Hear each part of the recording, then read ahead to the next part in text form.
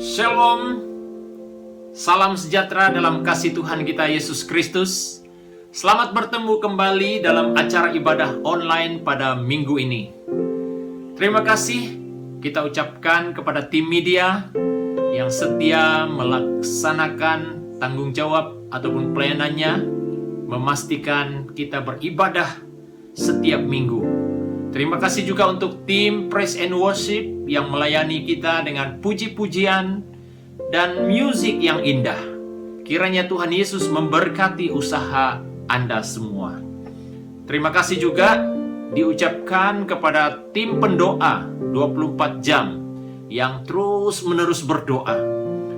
Saya percaya setiap doa-doa yang kita taburkan, saudaraku, pasti satu waktu kita akan menuainya, saudaraku, tepat pada masanya.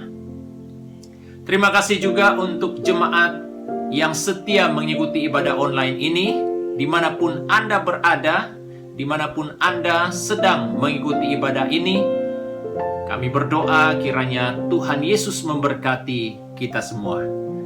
Puji Tuhan, pada minggu ini kita mau mempelajari lagi satu topik firman. Sebelum itu mari kita membaca dulu Alkitab yang terdapat dalam Injil Markus pasal yang ke-12 ayatnya yang ke-30. Ya, sekali lagi saya menyebutnya Injil Markus pasal 12 ayat yang ke-30.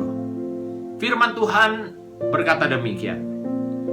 Kasihilah Tuhan Allahmu dengan segenap hatimu dan dengan segenap jiwamu dan dengan segenap akal budimu dan dengan segenap kekuatanmu. Puji Tuhan. Demikian firman Tuhan. Sebelum kita membahas sedikit bagian firman Tuhan ini, mari kita datang sekali lagi dalam doa. Saya akan pimpin kita di dalam doa.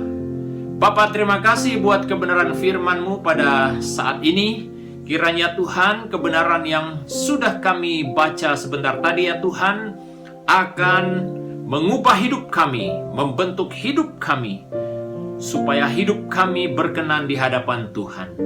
Bapa Surgawi, hamba serahkan pemberitaan firman-Mu ini ya Tuhan, dari permulaan hinggalah selesai. Biarlah nama Tuhan Yesus dimuliakan, nama Tuhan Yesus diagung tinggi dalam pemberitaan firman ini. Berkati ya Tuhan setiap jemaat Tuhan, umat Tuhan yang mendengar kebenaran firman ini. Roh Kudus, Engkau bekerja dalam hati kami, agar pada waktu kami mendengar firman ini ya Tuhan, biarlah rema firman-Mu ya Tuhan Yesus datang dalam hati kami, mengubah hidup kami. Terima kasih Bapa di sorga. Hamba serahkan pemberitaan firman ini dari permulaan sampai selesai. Nama Tuhan Yesus dimuliakan, nama Tuhan Yesus diagung tinggi. Terima kasih Bapa, kami peralaskan doa ini hanya di dalam nama Yesus Tuhan, penyelamat kami yang hidup yang bertakhta di surga. Kami sudah berdoa. Haleluya. Amin. Amin. Terima kasih saudara sekali lagi untuk pembacaan firman Tuhan sebentar tadi. Kembali kepada firman Tuhan ini saudaraku, di mana apa yang telah kita baca sebentar tadi itu adalah jawaban Tuhan Yesus terhadap pertanyaan ahli Taurat yang bertanya kepada Yesus, yang sengaja menguji Tuhan Yesus tentang pengajaran yang disampaikan oleh Tuhan Yesus. Saudara kekasih, apa yang kita lihat di sana saudaraku, ada penekanan-penekanan yang Yesus ajarkan di dalam bahagian yang telah kita baca tadi saudaraku, di mana dikatakan kasihilah Tuhan Allahmu dengan segenap hatimu dan dengan segenap jiwamu dan dengan segenap akal budimu dan dengan segenap kekuatan. Segenap itu berkata tentang saudaraku, berkata tentang penyerahan total, ya, tentang menyerahkan hidup sepenuhnya, mengasihi Tuhan Yesus sepenuhnya, hidup taat di hadapan Tuhan sepenuhnya. Nah, oleh itu saudaraku, kita menarik satu tema, yaitu hati yang berserah. Mengapa tema ini penting untuk kita belajar, saudaraku? Karena hati itu adalah sesuatu yang sangat penting di hadapan Tuhan. Dan seterusnya dikatakan, hati yang berserah itu adalah sesuatu yang diinginkan oleh Yesus sendiri. Dikatakan, saudaraku, kita dituntut untuk berserah sepenuh hati kepada Yesus. Kita dituntut, saudaraku. Kalau kita sudah mengakui bahwa kita adalah pengikut Yesus, kalau kita sudah mengakui bahwa diri kita sudah menerima Yesus Kristus sebagai Tuhan dan Juru Selamat dalam hidup kita, kita dituntut berserah penuh kepadanya. Saudaraku, sebelum kita membahas lebih lanjut tentang topik ini, yaitu hati yang berserah, kita belajar terlebih dahulu, saudaraku, apa yang dikatakan tentang hati. Hati menurut bahasa Yunaninya yang disebut kardia, ya, kita belajar sedikit tentang arti kata kardia, saudaraku, ataupun makna daripada hati. Dikatakan di sana bahwa hati itu adalah pusat dari kehidupan, ya, pusat dari kehidupan dan pusat kerohanian. Wah, betapa pentingnya hati itu di hadapan Tuhan Yesus, karena dia adalah pusat kehidupan. Karena hati itu adalah pusat kerohanian. Berarti kalau dia adalah pusat ataupun center of life, bermakna itu adalah perkara yang sangat penting di hadapan Yesus, saudaraku. Kardia bermakna adalah fondasi ataupun dasar pikiran. Berarti apabila hati kita benar di hadapan Tuhan, cara berpikir kita juga menjadi benar. Itu adalah kardia. Kardia juga berkata tentang selera, boleh disebut selera makan. Nah, saudaraku, hati itu ada kaitannya dengan selera. Makanya, saudaraku, pada waktu hati kita benar, cara makan kita juga harus benar. Itu ada kaitannya, saudaraku. Itu tidak boleh dipisahkan. Karena hati itu dikatakan adalah pusat kehidupan. Dan juga dikatakan kardia itu adalah kasih sayang. Pada waktu hati kita benar, saudaraku, kasih kita kepada Yesus juga menjadi benar. Kasih kita terhadap sesama juga menjadi benar. Itu artinya kardia. Kardia maksudnya juga, saudaraku, adalah memiliki tujuan matlamat hidup. Pada waktu hati kita, saudaraku, menjadi benar di hadapan Yesus, kita memiliki matlamat ataupun tujuan yang jelas di atas dunia ini. Dan kardia juga berkata tentang usaha keras. Pada saat hati kita menjadi benar di hadapan Tuhan, berarti ada satu usaha keras yang terjadi dalam hidup kita. Kita menjadi pribadi yang rajin, berusaha. Itu ada kaitannya, saudaraku, dengan hati kita. Hati juga yang dikatakan kardia itu adalah pusat segala pengetahuan. Berarti semua ada kaitannya dengan hati kita. Pengetahuan kita ada kaitannya dengan hati kita. Pada saat pengetahuan kita benar, saudaraku, berarti hati kita juga benar. Pada saat pengetahuan yang ada pada kita disalahguna pakai, saudaraku, berarti ada kaitannya dengan hati kita.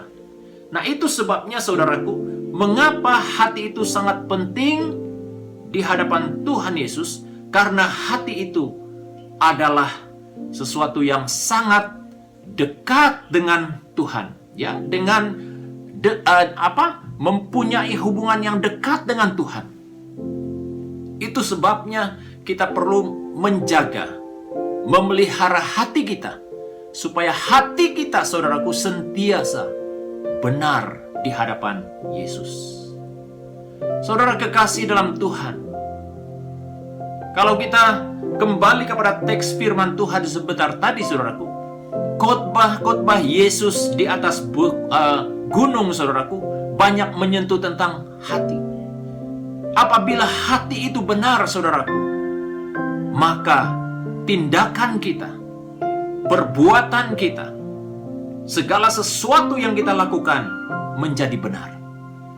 Oleh itu, saudaraku, kita belajar dua perkara apa yang dimaksudkan dengan hati yang berserah. Nah, yang pertama di sini, saudaraku, adalah hati yang berserah itu adalah mengizinkan Kristus menguasai hati kita sepenuhnya. Kita izinkan Yesus itu menguasai hati kita. Pada saat kita gagal mengizinkan Kristus menguasai hati kita, saudaraku, kita bukanlah pribadi yang benar-benar hidup bagi Kristus. Mengizinkan Kristus menguasai hati kita sepenuhnya itu berarti dalam kata dikatakan apa? Dalam maksud katanya di sana adalah kasihilah Tuhan Allahmu. Itu maksudnya, saudaraku, kita mengizinkan Kristus. Dalam arti apa? Kasih kita kepada Yesus, saudaraku. Kasih itu dapat dilihat dari aspek hati kita, dari jiwa kita, dari akal budi kita. Itu disebut di dalam Roma pasal yang ke-12, ayat yang pertama hingga ayatnya yang kedua. Saya akan baca ayat ini. Namun saya tidak mempersiapkan itu dalam slide, tapi saya akan baca ayat ini melalui Alkitab yang terdapat dalam Roma 12, saudaraku. Dikatakan di sana, karena itu, saudara-saudara, demi kemurahan Allah, aku menasehatkan kamu supaya kamu mempersembahkan tubuhmu sebagai persembahan yang hidup, yang kudus dan yang berkenan kepada Allah. Itu adalah ibadahmu yang sejati. Itu artinya, saudaraku, mengizinkan Kristus menguasai hati kita sepenuhnya. Dalam arti kata kita mempersembahkan hidup kita sepenuhnya kepada Kristus. Waktu kita menyerahkan hati kita, saudaraku, kita mengizinkan Kristus itu menguasai hati kita. Bukan lagi si aku, bukan lagi keinginan kita yang menguasai diri kita, bukan. Tetapi Kristus yang menguasai hati dan hidup kita. Saudara kekasih yang saya cinta dalam Tuhan Yesus Kristus, untuk mengizinkan Kristus menguasai hati kita, itu adalah perkara yang harus terjadi secara konsisten dalam hidup kita. Itu sebabnya dikatakan mengizinkan Kristus berarti kita mengasihi Tuhan Allah kita. Mengasihi Allah kita, mengasihi Yesus itu, saudaraku, bukan kasih yang bermusim, bukan. Kasih yang ikut mood, bukan. Tetapi itu berkata tentang kasih agape. Kasih yang terus-menerus, ya, semakin hari semakin dalam, semakin hari semakin dalam hidup kita, saudara. Itulah kasih yang Kristus inginkan dalam hidup kita. Dan perkara yang kedua, saudaraku, hati yang berserah itu adalah berkata tentang tunduk terhadap otoriti Allah yang berdaulat atas hidup kita. Kita tunduk terhadap otoriti Allah yang berdaulat atas hidup kita. Bagaimana kita menunjukkan ketundukan kita terhadap otoriti Allah itu? dikatakan tindakan yang kita lakukan itu melalui reaksi kita adalah kita percaya kepada Tuhan dengan segenap hati. Percaya kepada Tuhan dengan segenap hati, saudaraku. Bukan separuh hati, tetapi dengan segenap hati itu seluruhnya. Seluruhnya kita percaya kepada Dia. Ketika kita percaya, saudaraku, ketika kita dikatakan tunduk terhadap otoriti, kedaulatan Allah dalam hidup kita, itu juga bermakna kita mencari Tuhan dengan segenap hati dan dengan segenap jiwa. Itu telah disebut dalam Ulangan pasal yang keempat ayat 29. Pada waktu kita mencari Allah, saudaraku, kita mencari Dia dengan segenap hati kita. Bukan dengan paksa, tapi dengan segenap hati kita. Tulus ikhlas, dengan rela, saudaraku. Itulah artinya, saudaraku, kita mencari Tuhan dengan segenap hati. Contoh-contoh yang lain yang kita lihat dalam Alkitab, seperti Daniel, saudaraku. Pada waktu dia mencari Tuhan,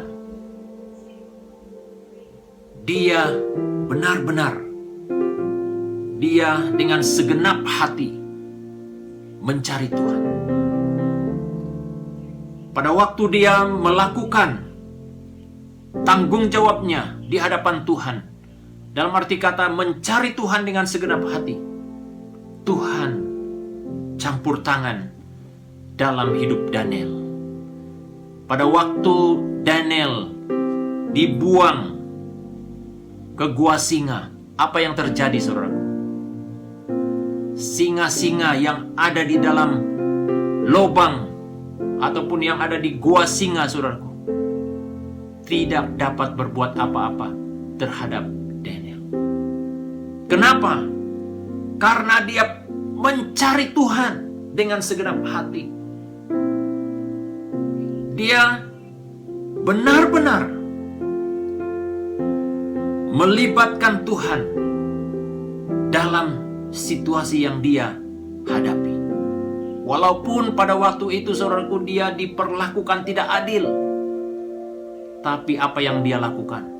Dia mencari wajah Tuhan dalam situasi yang dia lalui. Sehingga apa yang kita lihat, saudaraku, singa-singa yang ganas, saudaraku, tiba-tiba, saudaraku, mereka tidak dapat menyentuh Daniel. Singa-singa itu tidak dapat membuka mulutnya, membaham Daniel. Bukan karena singa itu adalah singa yang sudah sakit. Bukan berarti singa itu tidak punya gigi, tidak punya taring. Oleh karena Allah yang dia imani, saudaraku, campur tangan. Sehingga dikatakan, saudaraku, ada istilah yang mengatakan singa-singanya menjadi ompong. Sudah tidak punya gigi lagi, tidak dapat berbuat apa-apa lagi. Itu disebabkan karena Allah yang dia imani itu, saudaraku. Dia percaya otoriti Allah itu ada di atasnya, saudaraku. Apabila otoriti Allah ada di atas kita, pasti kita selalu memiliki kemenangan itu, saudaraku. Kita terus mendapat kekuatan itu, saudaraku. Tunduk terhadap otoriti Allah yang berdaulat atas hidup kita juga berkata tentang kita percaya bahwa otoriti Allah itu dapat memberi pengampunan pada saat kita bertobat dengan segenap hati, ya, bertobat dengan segenap hatimu dan dengan segenap jiwamu, Itu artinya saudaraku, kita tunduk kepada otoriti Allah yang berdaulat atas hidup kita. Saat kita bertobat, kita percaya Allah yang penuh kasih itu pasti mengampuni kita. Itu artinya saudaraku, kita percaya terhadap otoriti Allah atas hidup kita. Tunduk terhadap otoriti Allah yang berdaulat atas hidup kita juga adalah taat dengan segenap hatimu dan dengan segenap jiwamu. Seperti yang dikatakan tadi dalam Ulangan 4 ayat 29, mencari Tuhan dengan segenap hati, dengan segenap jiwamu. Tapi yang ini saudaraku, kita taat dengan segenap hati. Bukan berarti saudaraku ketaatan itu hanya terjadi satu kali ataupun 1 bulan 1 kali, ataupun ketaatan itu hanya terjadi 1 tahun. Bukan. Ketaatan itu berkata tentang sesuatu yang terus-menerus terjadi dalam hidup kita, setiap waktu, setiap saat. Dan kita harus menunjukkan bahwa kita tunduk terhadap otoriti Allah itu dalam hal apa, saudara? Ketaatan kita kepadanya. Saudara, ketaatan itu berkata tentang konsistensi kita dalam melakukan kebenaran Tuhan dalam hidup kita setiap waktu. Oleh itu saudaraku, kita jangan kalah ataupun menjadi lemah, menjadi pribadi yang bosan dalam melakukan kebenaran Tuhan dalam hidup kita. Jangan, saudaraku. Karena semakin kita melakukannya, itu adalah reaksi kita bahwa kita benar-benar tunduk terhadap otoriti Allah atas hidup kita. Saudara kekasih yang saya cinta dalam Tuhan, itulah 2 perkara yang kita pelajari pada hari ini. Hati yang berserah itu berkata tentang mengizinkan Kristus menguasai hati kita sepenuhnya. Dan tunduk yang kedua adalah tunduk terhadap otoriti Allah yang berdaulat atas hidup kita. Yang terakhir sekali saudaraku, Allah kita adalah Allah yang maha tahu. Dia mengetahui apa yang ada di luar hati kita dan mengetahui apa yang ada di dalam hati kita. Oleh itu saudaraku, tidak ada alasan lagi untuk kita menyembunyikan diri kita di hadapan Tuhan.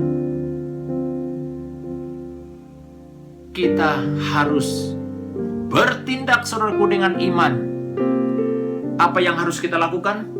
Yaitu memiliki hati yang berserah di hadapan Tuhan. Kiranya saudaraku, kita diberkati melalui kebenaran firman Tuhan ini. Sebelum kita berdoa, sekali lagi Pastor ingin mengucapkan terima kasih untuk kesetiaan kita mendengar firman dan melakukan firman dalam hidup kita setiap hari. Dan perkara yang kedua, Pastor juga berterima kasih untuk kesetiaan jemaat Tuhan yang terus memberi sokongan dalam pelayanan Tuhan, khususnya jemaat Tuhan SIB City Life yang setia memberi persepuluhan, memberi persembahan maupun janji iman, persembahan kasih-Mu kepada Tuhan. Kita percaya setiap apa yang kita lakukan itu, Tuhan akan melipat gandakan berkat-Nya dalam hidup kita. Terima kasih untuk kesetiaan Anda. Dan saya berdoa kiranya Tuhan terus memberkati keluarga, kehidupanmu, studimu, usahamu, dalam apapun yang kau lakukan. Saya percaya Tuhan akan memberkati hidup Anda. Mari kita datang kepada Tuhan dalam doa kita sekali lagi. Sekali lagi saya minta saudara yang rindu agar hatinya benar-benar memiliki perubahan di hadapan Tuhan. Saya minta dengan penuh kerendahan hati, saudara boleh meletakkan kedua-dua tanganmu di dadamu pada saat ini. Dan saya mau berdoa untuk kita. Mari kita datang dalam doa kita. Segala puji, syukur, hormat, kemuliaan kami kembalikan kepadamu Tuhan Yesus. Kami berterima kasih untuk kebenaran firman-Mu yang sudah kami dengar sebentar tadi. Diberkati setiap jemaat Tuhan yang telah mendengar kebenaran firman. Kami percaya Tuhan, kebenaran-Mu ini akan membawa kami untuk terus lebih setia, taat kepada Tuhan Yesus dalam kami meneruskan kehidupan kami. Diberkati juga ya Tuhan anak-anak-Mu yang telah meletakkan kedua-dua tangannya di dadanya pada saat ini, yang respon terhadap kebenaran firman. Hamba berdoa ya Tuhan, kuasa darah Yesus yang akan mengubah hati mereka, hidup mereka ya Tuhan, agar kami berkenan di hadapan-Mu Bapa di sorga. Bapa, hamba berdoa, kiranya Tuhan berkat kebenaran firman-Mu mengiringi jemaat Tuhan untuk terus setia di hadapan Tuhan. Berkati juga Tuhan umat Tuhan, jemaat Tuhan yang setia memberi persembahannya, persepuluhannya di rumah-Mu Tuhan Yesus. Dalam segala apapun yang mereka lakukan, pekerjaan mereka Tuhan, keluarga mereka, studi dan bisnis mereka Tuhan, Engkau berkati. Terima kasih Bapa di sorga, berkati jemaat Tuhan sepanjang minggu yang akan datang ini dalam pekerjaan, dalam setiap apapun yang kami lakukan, dalam setiap pergerakan kami. Kami percaya kuasa-Mu ya Tuhan yang menyertai dan memimpin kami. Terima kasih Bapa di sorga untuk penyertaan-Mu, bahkan untuk berkat-Mu yang sudah kami terima, khususnya firman-Mu yang sudah kami dengar. Terpujilah nama-Mu Bapa di sorga. Kami naikkan doa syukur kami hanya di dalam nama Yesus Tuhan, penyelamat kami yang hidup yang bertakhta di sorga. Kita semua yang diberkati sama-sama katakan amin. Terima kasih untuk kesetiaan Anda mengikuti pemberitaan firman, bahkan menyertai ibadah online pada minggu ini. Jumpa Anda di minggu hadapan. Tuhan Yesus memberkati. Shalom.